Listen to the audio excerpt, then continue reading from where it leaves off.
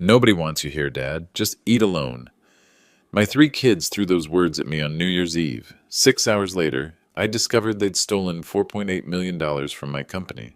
But that wasn't the worst part. The worst part was finding out they were planning my death. I'm Brett Lancaster, 73 years old, built Lancaster Steelworks from nothing into a multi-million-dollar empire. After my wife died, I trusted my children to help run the business. That trust nearly cost me everything. See, when your own flesh and blood looks at you and sees dollar signs instead of family, when they calculate your death benefits instead of caring about your health, when they forge your signature and steal your life's work, that changes something fundamental inside you. My kids thought they were dealing with a broken old man who'd roll over and die quietly. They had no idea they'd just awakened something they couldn't handle. What happened next exposed a conspiracy so twisted, so calculated, that even the FBI investigators couldn't believe family members would go this far. This isn't just about money. This isn't even just about betrayal. This is about what happens when the people who should love you most become the very people plotting your destruction. If you've ever wondered how far family will go when millions are at stake, if you've ever feared being vulnerable to the people closest to you, you need to hear this story.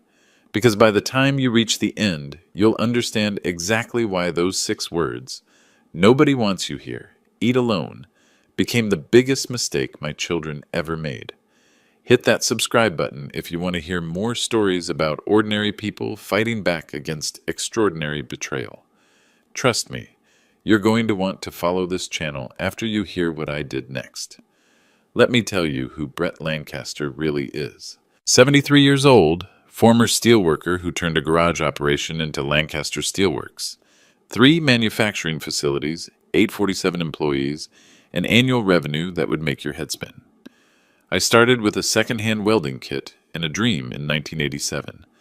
Mary packed my lunch every morning in a metal box she'd bought at the Five and Dime. Ham sandwich, apple, and a thermos of coffee strong enough to strip paint. That ritual kept me grounded even after we moved from the 2-bedroom rental to the house on Maple Street. Even after Lancaster Steel became the largest structural steel supplier in 3 counties. Every morning, I'd still drive to the main facility, park in the same spot I'd used for 20 years, walk through the fabrication floor, smell the hot metal and cutting oil, listen to the rhythm of the plasma torches. The workers knew me. Big Jim Rodriguez, our head welder, would wave from his station. "Morning, boss. Coffee's fresh in the office." That was my world. Real work, real people, real steel. After Mary's stroke, I made the decision that changed everything. I turned daily operations over to my children. Spencer became CEO. Josephine, my detail-oriented daughter, took over as chief financial officer. Kevin, the youngest, became chief operating officer. Family business stays in the family. That was the plan. I kept my chairman title, kept my morning walks through the facility, but I trusted them with the numbers, the contracts, the future I'd spent 36 years building. First red flag came 3 weeks ago. I swiped my access card at the employee entrance, same as I'd done for decades. The light blinked red. Card declined. "System error," the security guard explained, looking uncomfortable. "Happens sometimes with the older cards."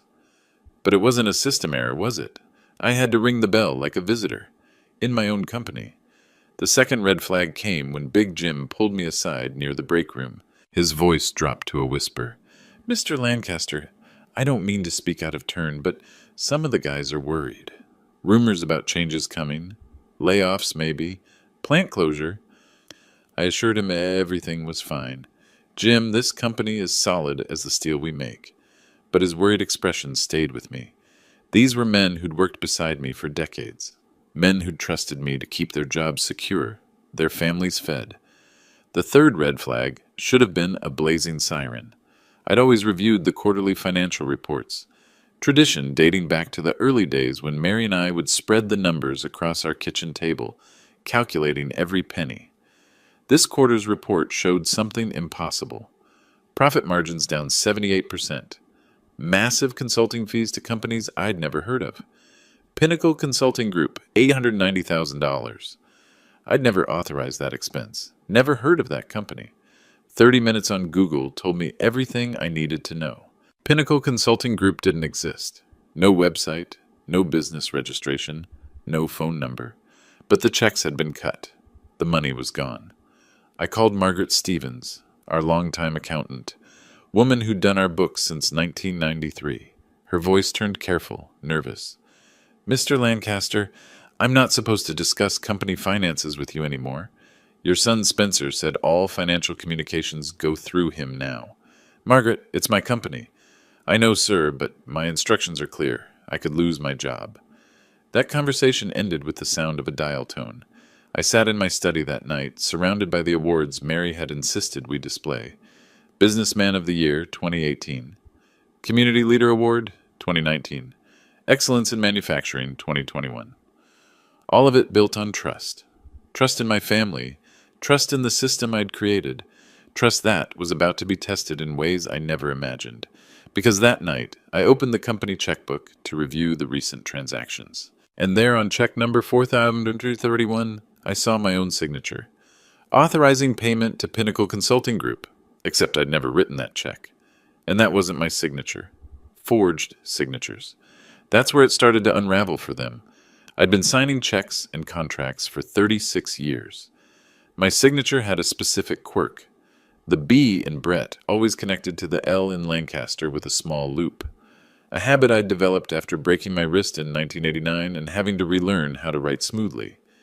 This signature was close, but the loop was missing. I spent the next morning making phone calls from my home office. Mary's antique oak desk still held her reading glasses in the top drawer. I'd touch them sometimes when I needed to think clearly. First call. City Hall Business Registration Office. Could you please tell me when Pinnacle Consulting Group registered to do business in this county? I'm not showing any registration for that name, sir. Are you sure about the spelling? Second call. State Business Licensing Bureau. Same result.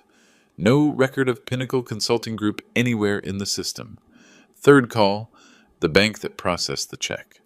This conversation got interesting fast. "Mr. Lancaster, I can confirm that check was processed through our commercial accounts, but I'm going to need to transfer you to our fraud investigation department." Fraud investigation? "Sir, we flagged that transaction for unusual patterns. A representative will call you back within 24 hours.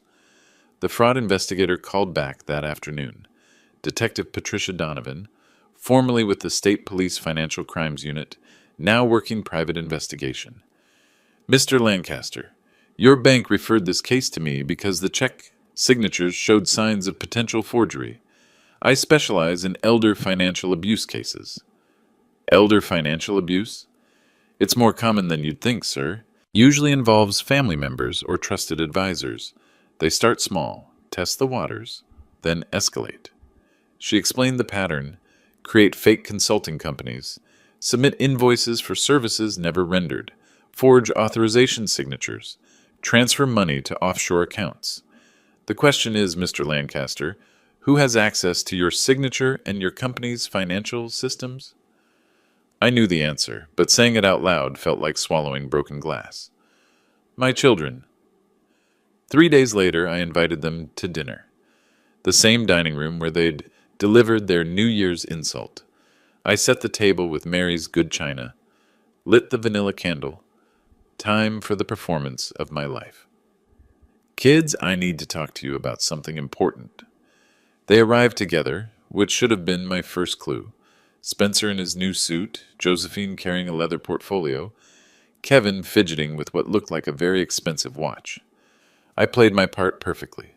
The worried, aging father, just confused enough to seem vulnerable, just sharp enough to seem reliable. "I've been thinking about your mother's wishes," I began, letting my voice carry a slight tremor. "She always wanted to make sure you kids were taken care of." Spencer leaned forward. "Dad, that's actually why we're here. We've been worried about you." "Worried?" Josephine opened her portfolio. "Dad, managing the company and your personal finances, it's getting complex. We think it might be time to simplify things." "Simplify how?" That's when Spencer produced the document. power of attorney forms. Complete financial control transferred to him. Just a precaution, Dad, in case you ever need us to handle things while you're not feeling your best. I pretended to study the paperwork, squinting like I was having trouble with the small print. This gives you control over everything? Only if necessary, Kevin chimed in. Only if you can't manage things yourself. We've also been thinking, Josephine continued, about your living situation. This house is so big, so much maintenance. There's a beautiful retirement community in Westfield, very upscale. They have activities, medical staff on site. You want me to move to a nursing home? Not a nursing home, Dad, a senior living community. Independent living with support when you need it. I let the silence stretch, watched their faces, Spencer's impatient drumming on the table, Josephine's tight smile, Kevin's nervous glances toward the door. Then I played my ace card. I need to think about this, but I trust your judgment. You kids know what's best. The relief in their eyes was unmistakable. Actually, I continued, there's something else I've been considering. I've been getting calls from charities. They say when people my age donate their assets before they die, it's better for tax purposes. Spencer's fork stopped halfway to his mouth. What kind of assets, Dad? The house, maybe, some of the investment accounts. I read about this billionaire who gave everything away and said it made him happier than keeping it. Dad, Josephine's voice was carefully controlled. Major financial decisions like that should probably wait, at least until we have the power of attorney in place, to protect you from making any emotional choices. Emotional choices? You're still grieving Mom, Kevin said softly. Sometimes grief makes people want to give everything away. We just want to make sure you don't do something you'll regret. I nodded slowly, like I was processing this wisdom. You're probably right. I'm lucky to have kids who care so much about my well-being. After they left, I sat in the kitchen and reviewed what I'd learned. Spencer had been wearing a Rolex Submariner, retail price around $60,000, on a CEO salary from a company supposedly losing money. Josephine had mentioned something about Caribbean investment opportunities during dessert. Offshore accounts? Anyone? Kevin's nervous behavior made sense now. He wasn't just fidgeting, he was guilty. But the real revelation came from what they didn't say. Not once did any of them ask about the company's financial problems. Not once did they mention the mysterious consulting fees or the dropping profit margins. Either they were remarkably uninterested in the family business, or they already knew exactly where that money had gone. I walked through the house that night, touching the furniture Mary had chosen, the picture frames she'd arranged, the decorative plates she'd collected from our weekend trips to antique stores. 32 years of marriage, 36 years of building a business, 3 children raised with love, educated with the company's profits, given every advantage money could buy.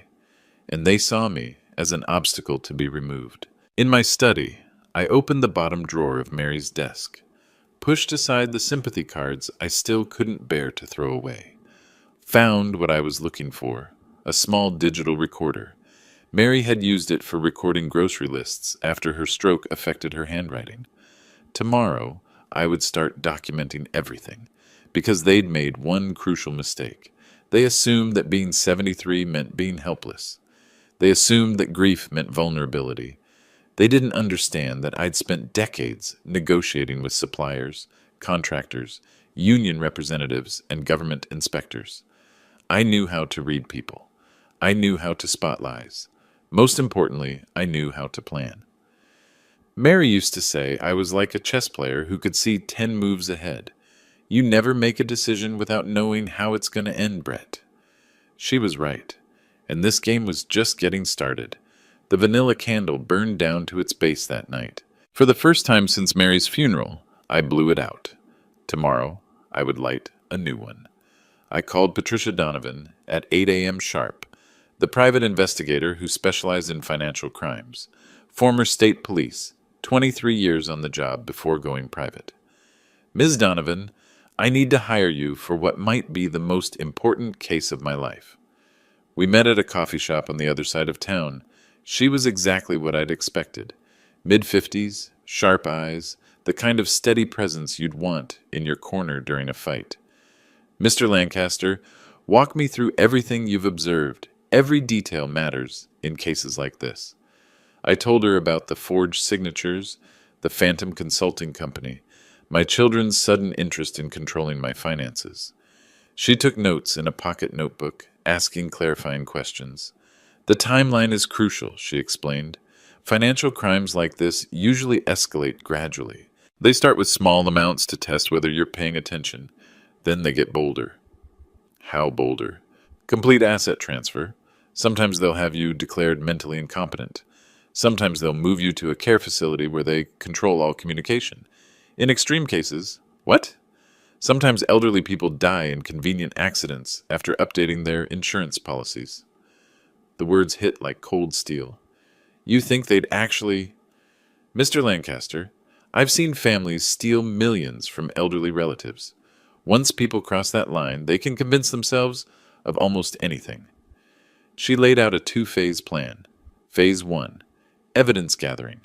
6 weeks of careful documentation, financial forensics to trace the money trail, surveillance to understand their patterns. Phase 2, legal trap. Force them to make bigger moves while we're watching. Get them to reveal their full plan in recorded conversations. The key is patience, she explained. Rush this and they'll lawyer up. Take our time, let them dig their own graves, and we'll have an airtight case.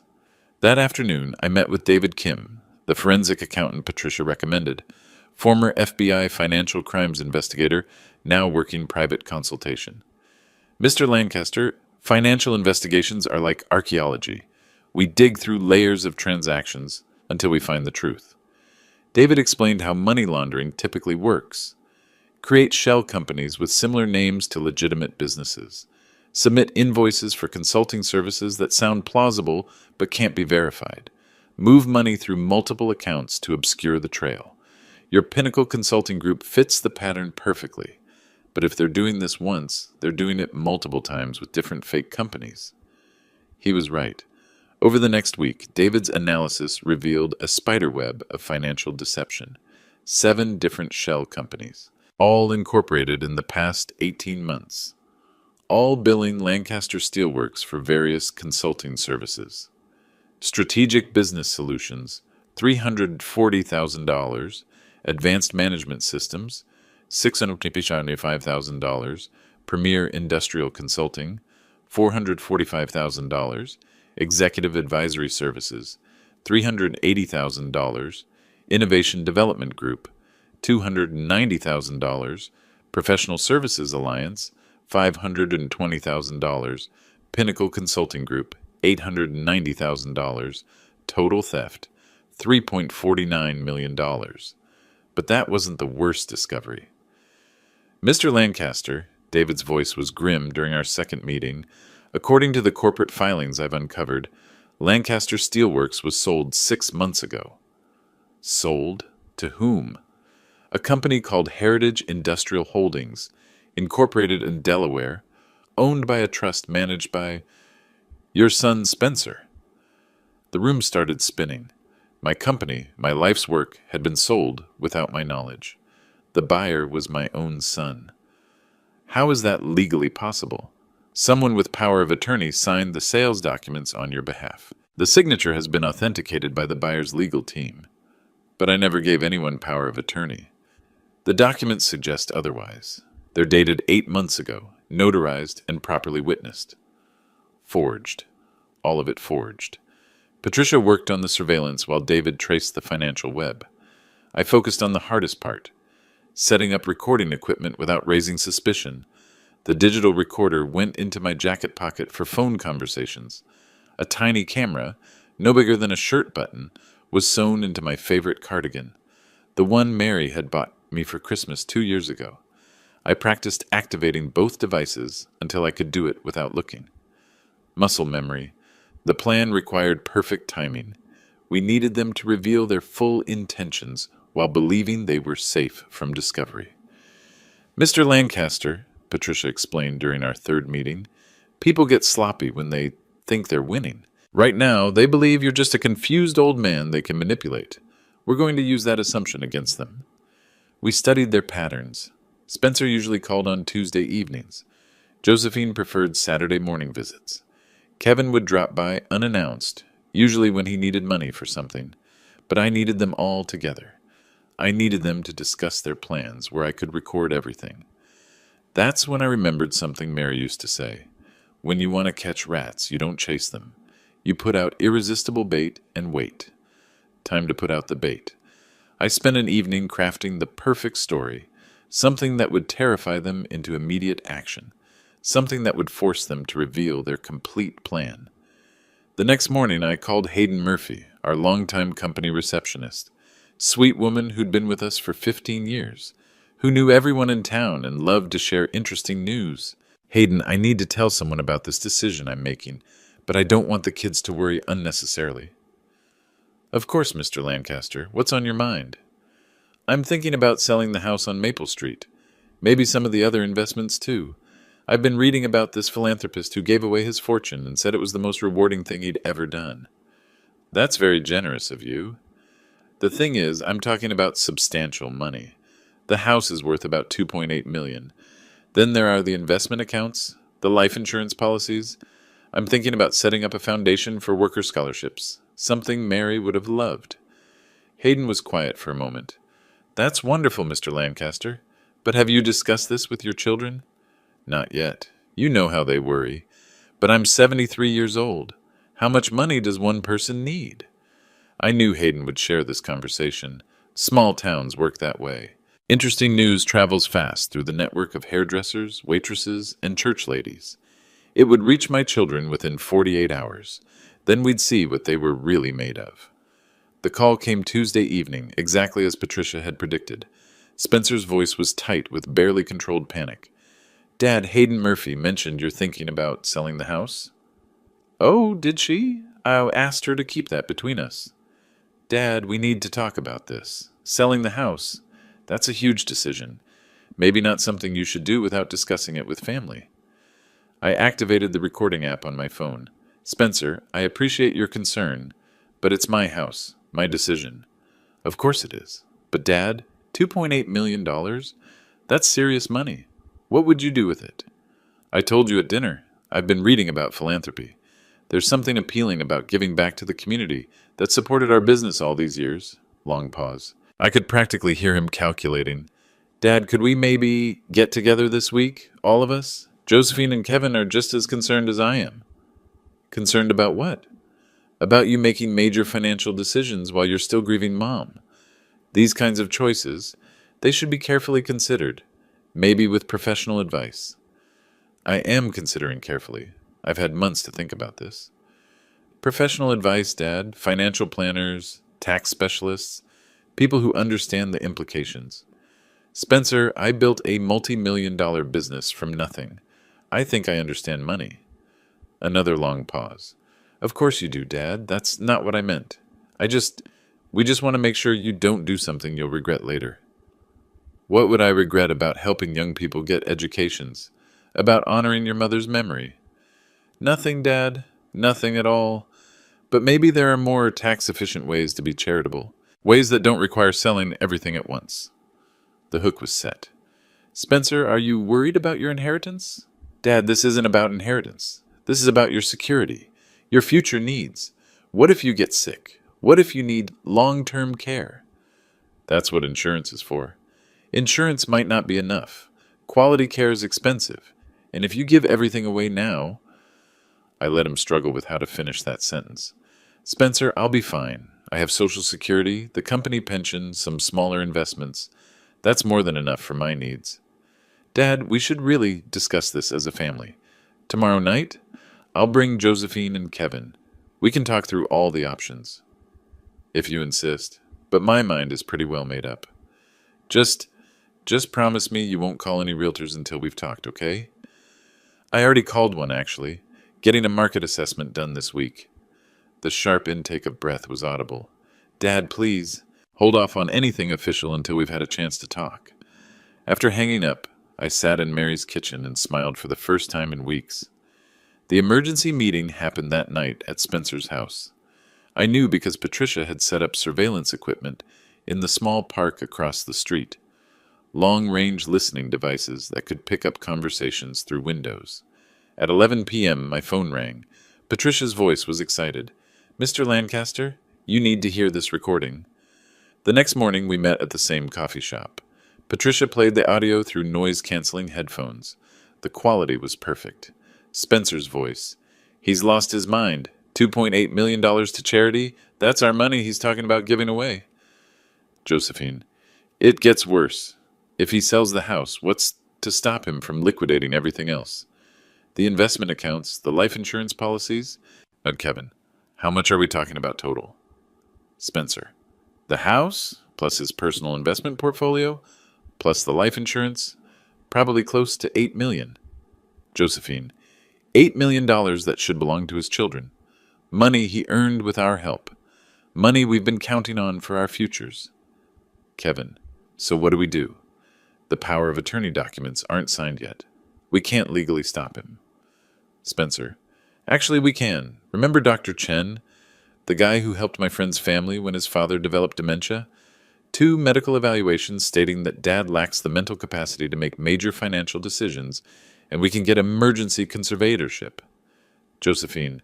"Richard Chen isn't a real doctor. He sells fake medical evaluations online." Spencer. "Nobody's going to check, especially when we present it alongside evidence of erratic behavior. Wanting to give away millions to charity? That sounds like mental decline to any judge." Kevin. "What if Dad fights it?" Spencer. "How? He'll be declared mentally incompetent. His legal rights will be suspended. We'll have full control of his assets until he dies." Josephine. "Speaking of which, Spencer, what did you find out about the life insurance situation?" Spencer. $5.2 million policy. Accidental death pays double. So $10.4 million if something unfortunate happens. Kevin. Something unfortunate? Spencer. Kevin, Dad's 73. Accidents happen to elderly people all the time. Slips in the bathroom, falls downstairs, problems with medical equipment. Josephine. Or elevator malfunctions. Spencer. The elevator at the main facility is 40 years old. Been having mechanical issues for months. If Dad happened to be in it during a malfunction, well, that would be tragic, but not suspicious. Kevin. Jesus, Spencer, are you talking about... Spencer, I'm talking about not standing by while our father gives away our inheritance to strangers. I'm talking about protecting what's ours. The recording ended. Patricia and I sat in silence. "Mr. Lancaster, this isn't just financial fraud anymore. They're discussing ending your life for insurance money. My children, the babies I'd rocked to sleep, the kids I'd taught to ride bicycles, the young adults I'd helped through college. They were planning to kill me." The next recording session came faster than expected. Thursday evening, Kevin called. "Dad, I've been thinking about our conversation the other night, about the house sale." I activated the recorder. "What about it?" "I was wondering, when you meet with the realtor, could I be there? I'd like to understand the process, for when I eventually sell my place." Interesting. Kevin had never shown interest in real estate before. "Of course. But why this sudden curiosity?" "Just thinking about the future, about planning ahead like you always taught us." We arranged to meet Saturday morning. I called Patricia immediately. "They're accelerating their timeline. Kevin wants to be present when I meet with the realtor. To gather evidence for the competency hearing, they'll claim you're making irrational financial decisions." Saturday morning, I wired the house for sound. Tiny microphones in the living room where I planned to meet with the realtor, actually Patricia's associate, playing a role. Kevin arrived early, nervous energy radiating from every gesture. He'd brought a notepad and was trying to look responsible and concerned. The fake realtor played her part perfectly. "Mr. Lancaster, based on recent comparable sales, I'd estimate your home's value at approximately $2.85 million. Kevin's pen stopped moving. That's a lot of money. "It's a beautiful property, prime location, high-end finishes." "Mr. Lancaster," Kevin addressed me directly, "have you really thought through what you'll do with that much cash? Where you'll live?" "I've been looking at apartments. Something smaller, easier to maintain." "But Dad, apartments cost money every month. Rent, utilities, fees. Wouldn't it make more sense to stay here where you own everything outright? The realtor continued her script. Of course, there are tax implications with a sale this size. Capital gains, gift tax, if you're donating the proceeds. Kevin was taking notes frantically. Everything I said would be used as evidence of poor judgment. After the realtor left, Kevin lingered. Dad, can I ask you something personal? Of course. Are you sure you're thinking clearly about all this? It seems impulsive. Kevin, what would you do if you had more money than you could spend in your remaining years? I don't know. Save it for emergencies? Leave it to family? Your mother and I talked about this before she died. She said the greatest tragedy would be dying with money in the bank, while people struggled for opportunities we could have provided. Kevin's expression shifted, calculation replacing concern. Dad, have you updated your will recently?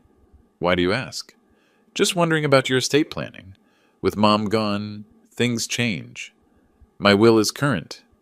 Good, good, that's responsible.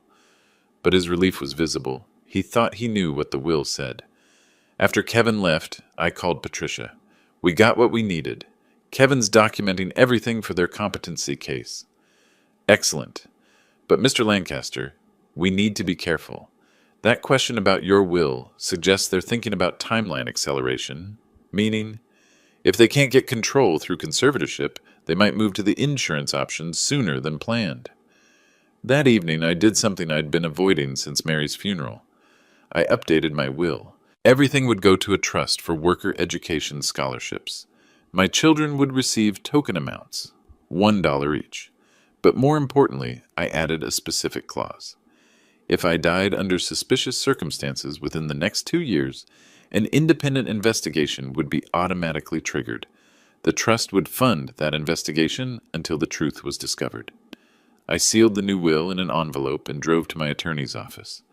Left it in his after-hours drop box, with instructions to open it only in the event of my death. Insurance against my own children. Mary would be heartbroken to know it had come to this. Monday morning brought the documents I'd been expecting, hand-delivered by a court courier at 7:15 a.m. Emergency petition for guardianship and conservatorship. Spencer Lancaster versus Brett Lancaster. The petition painted a picture of a man in cognitive decline. Irrational financial decisions. Plans to liquidate substantial assets for questionable charitable purposes. Resistance to family guidance and professional advice. Attached were 2 medical evaluations, both signed by Dr. Richard Chen, supposedly a geriatric psychiatrist, both concluding that I lacked the mental capacity to manage my own affairs. I called my attorney immediately. Jim, they filed for emergency conservatorship. Brett, I've been practicing family law for 30 years. These emergency petitions are hard to fight, especially with medical evidence. The medical evidence is fabricated. Can you prove that? I'm about to. I hung up and called Patricia. They took the bait. Emergency conservatorship petition filed this morning. Perfect. Now we spring our trap. David Kim had finished his financial analysis. The paper trail was devastating. Shell companies, forged documents, embezzled funds totaling over $4.8 million. Money that had been moved through 3 different offshore accounts before landing in personal investments controlled by my children. But we needed more than financial evidence. We needed them to confess their full plan on record. That afternoon, Josephine called. Dad, we need to discuss this court situation. What court situation? The papers you received this morning. The conservatorship petition. I played confused and hurt. Josephine, I don't understand why you kids think I can't manage my own life. Dad, it's not about your ability to manage daily life. It's about major financial decisions. The judge just wants to make sure you have guidance for big choices. So you're taking away my rights? Not taking away. Protecting. Dad, please don't fight this. It will be easier for everyone if you cooperate. Easier for whom? For the whole family. The judge has already reviewed the medical evaluations. Dr. Chen's reports are very thorough. Interesting, she knew about Dr. Chen specifically. I've never met any Dr. Chen. Dad, you don't remember meeting with him? That's exactly why we need the conservatorship. They were counting on me not checking, not investigating, not fighting back. The hearing was scheduled for Friday. Emergency session. Thursday night, I received another visitor. Kevin, looking more nervous than I'd ever seen him. Dad, tomorrow's hearing, I want you to know this isn't personal. Taking away my legal rights isn't personal? It's protection, Dad. You'll see.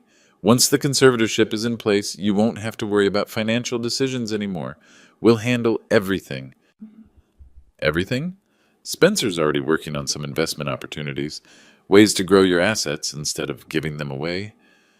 What kind of opportunities? Kevin glanced around nervously. International investments, higher returns than domestic markets. Offshore accounts, moving my money beyond U.S. legal reach. Kevin, what happens if I die while the conservatorship is in place? Dad, why would you ask something like that? I'm 73. Death isn't an abstract concept at my age. Well, your will would be executed according to your wishes, even though you'd have control of my assets. The conservatorship only applies while you're alive. After you're gone, everything reverts to your estate plan. But his voice carried a tremor. He knew about the will changes they were planning. Friday morning came gray and cold, the kind of January day that makes you grateful for warm coffee and heated cars. I dressed carefully. Conservative suit. Tie Mary had chosen for me, her father's watch on my wrist. I wanted to look competent and dignified. Patricia met me at the courthouse steps. Remember, Mr. Lancaster, we're not fighting the conservatorship today. We're letting them win so they reveal their next moves. This feels wrong, letting them think they've beaten me. Sometimes the best strategy is letting your opponent think they're winning while you document their crimes. The hearing was held in Judge Patricia Morrison's courtroom. Small space, wood paneling, the kind of formal atmosphere that should make people tell the truth. Spencer, Josephine, and Kevin sat with their attorney at the plaintiff's table. All three dressed professionally, looking like concerned adult children protecting their aging father. Their lawyer presented the medical evaluations first. Your Honor, Dr. Chen's comprehensive assessment clearly indicates that Mr. Lancaster suffers from cognitive decline affecting his judgment regarding financial matters. Where is Dr. Chen today? Judge Morrison asked.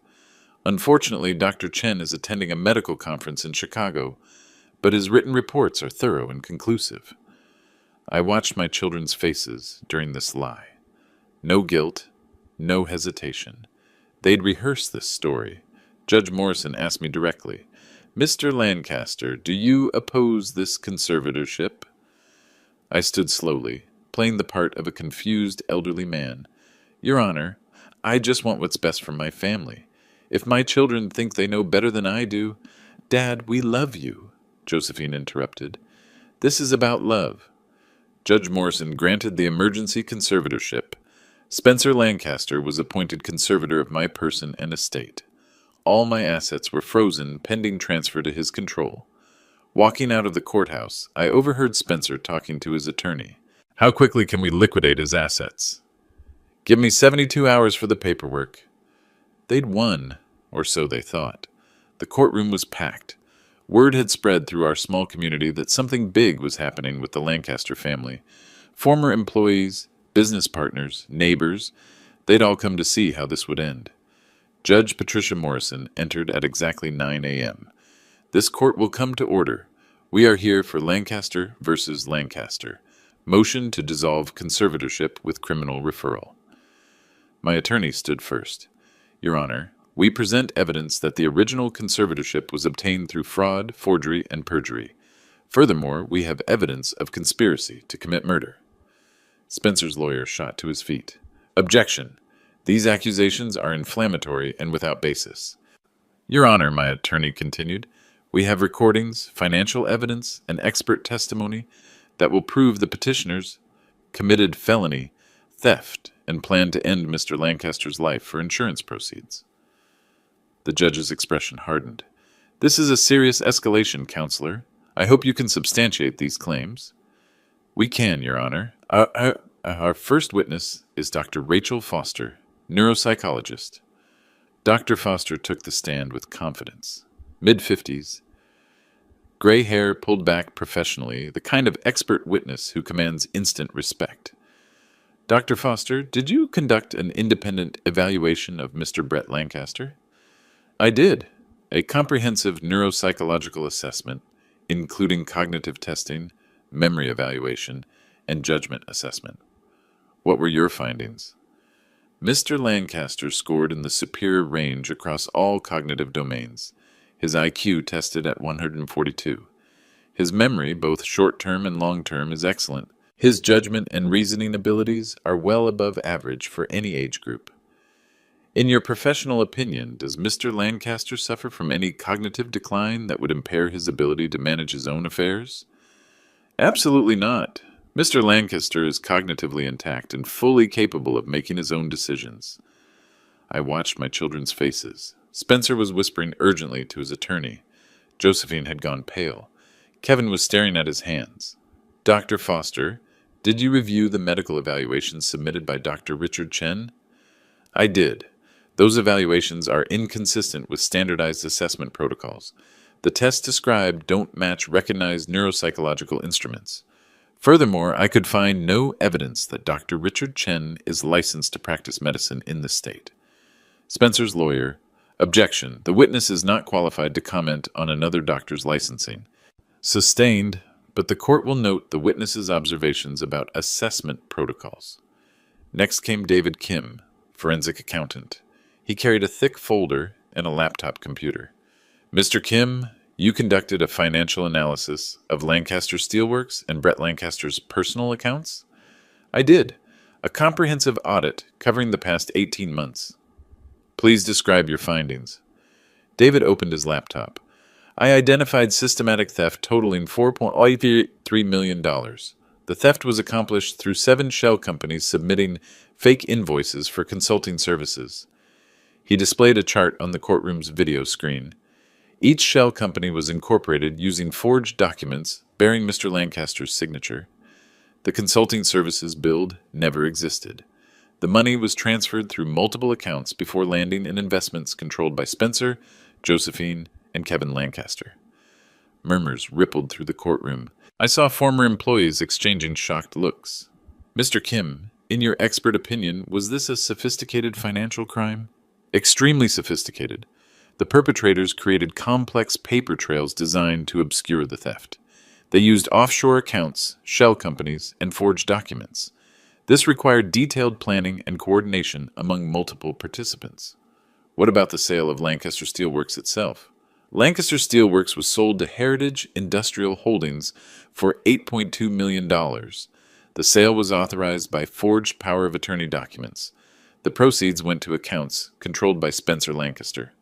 Spencer stood up abruptly. Your Honor, this is character assassination based on circumstantial... Mr. Spencer Lancaster, you will remain seated and allow your attorney to speak for you. But the damage was spreading across Spencer's face like a crack in glass. The third expert witness was Michael Torres, digital forensics specialist. Mr. Torres, you analyzed electronic communications related to this case? I did. Email communications, text messages, and digital documents spanning 14 months. What did you discover?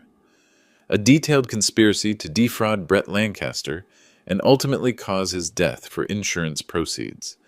The communications show planning, coordination, and specific discussion of methods. Can you provide examples? Michael consulted his notes.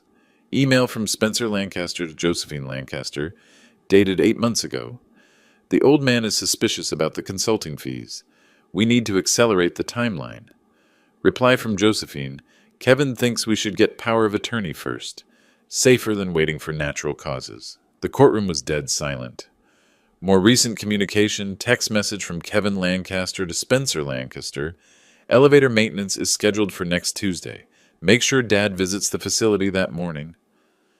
I felt the breath leave my lungs. They'd actually arranged for me to be in that elevator. Your Honor, we have over 200 pages of electronic communications detailing this conspiracy. Finally, my attorney played the audio recordings. Spencer's voice filled the courtroom. $8 million that should belong to his children. Josephine, Richard Chen isn't a real doctor. He sells fake medical evaluations online. Spencer, $5.2 million policy. Accidental death pays double. Kevin, Jesus, Spencer, are you talking about... Spencer. I'm talking about not standing by while our father gives away our inheritance to strangers. When the recordings ended, the silence in the courtroom was profound. I looked at my 3 children.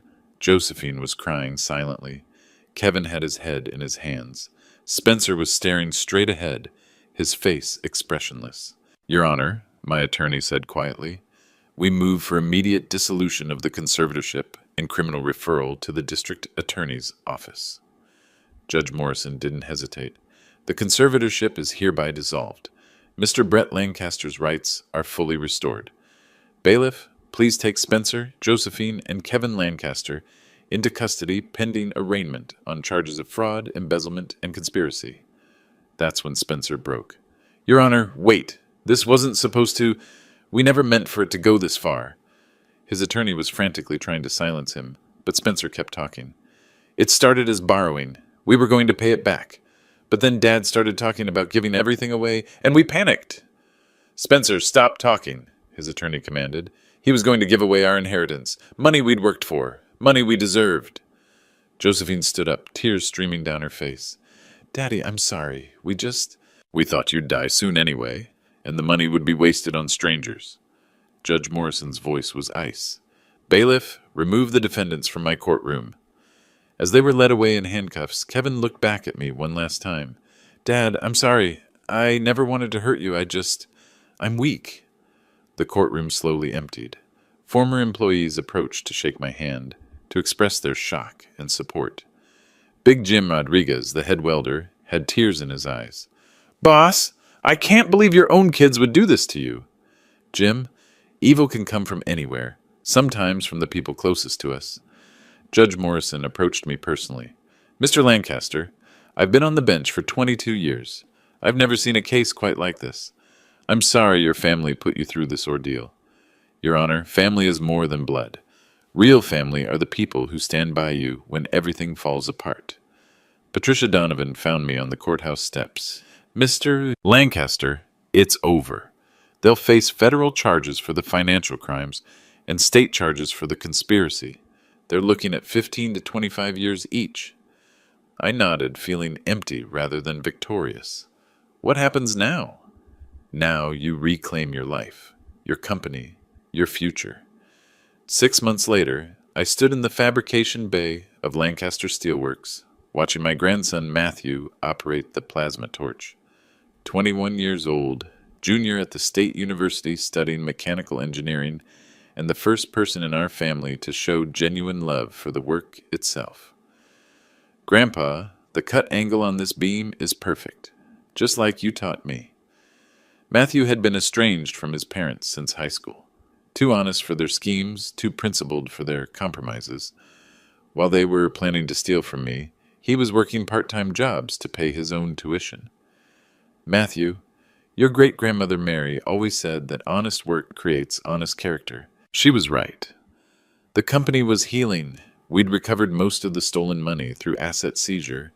The employees who'd been laid off during the financial crisis were back on payroll. The orders that had been canceled due to reliability concerns were flowing again. Big Jim Rodriguez walked over with a grin. Boss, the new contracts are looking good. Word's getting around that Lancaster Steel is solid again. Jim, this company has always been solid. We just had some temporary management problems. I'd restructured everything. Clear oversight, transparent accounting, multiple approval systems for large expenditures. Never again would anyone be able to steal from the people who depended on this company for their livelihoods. The Lancaster Foundation was officially launched on Mary's birthday. Full scholarships for children of blue-collar workers who wanted to pursue engineering, skilled trades, or business education. The foundation would be funded by the company's profits, but managed by an independent board. Matthew would inherit the company when I'm gone, but he'll inherit it with safeguards in place, protections for the workers, guarantees for the community, systems that prevent anyone from treating the business as their personal treasure chest. Spencer, Josephine, and Kevin each pled guilty to avoid trial. Federal sentences: Spencer got 22 years, Josephine 18, Kevin 15. They'll be eligible for parole, but they'll be elderly people starting over with nothing. I visit them sometimes, not from love, but from duty. They're still my children, despite everything they tried to do. Spencer remains defiant. Dad, you could have just given us our fair share. None of this had to happen. Josephine shows genuine remorse. Daddy, I think about what Mom would say about what we did. I can't sleep some nights. Kevin cries every time I visit. Dad, I was so scared of being poor. I made the worst decisions of my life because I was scared. I tell them all the same thing. You confused what you wanted with what you deserved. That confusion cost you everything. Standing in my workshop tonight, I lit a vanilla candle. Same scent Mary loved. But this isn't about grief anymore. It's about gratitude. Gratitude for discovering the truth before it was too late. Gratitude for the people who stood with me during the fight. Gratitude for the chance to ensure my life's work serves its intended purpose. This story isn't about revenge. Revenge would have been personal satisfaction at my children's suffering. This is about reclamation, taking back what was mine and ensuring it goes to people who will value it. Matthew will inherit Lancaster Steelworks, not because he's family, but because he's earned it. Because he understands that owning something meaningful comes with responsibilities to others. That's the difference between inheritance and stewardship. Share this story with someone who needs to hear it. The screenplay follows the approved outline precisely, maintaining the audio-friendly format with natural speech patterns, emotional anchoring through sensory details, vanilla candle, metal smells, Mary's desk, and the procedural justice theme. The quiet war motif runs throughout, showing Brett's strategic patience rather than emotional reaction. All character names comply with requirements, and the legal terminology is appropriate for the U.S. setting.